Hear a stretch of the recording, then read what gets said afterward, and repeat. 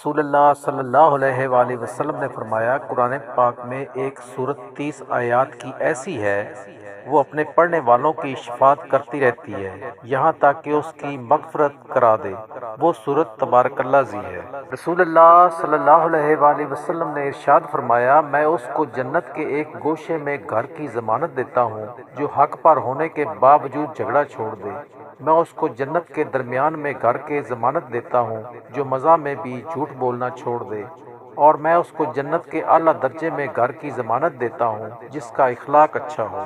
نبی کریم صلی اللہ علیہ وآلہ وسلم نے فرمایا، اللہ تعالیٰ کا ارشاد ہے کہ میں قیامت کے دن 3 آدمیوں کا دشمن ہوں گا۔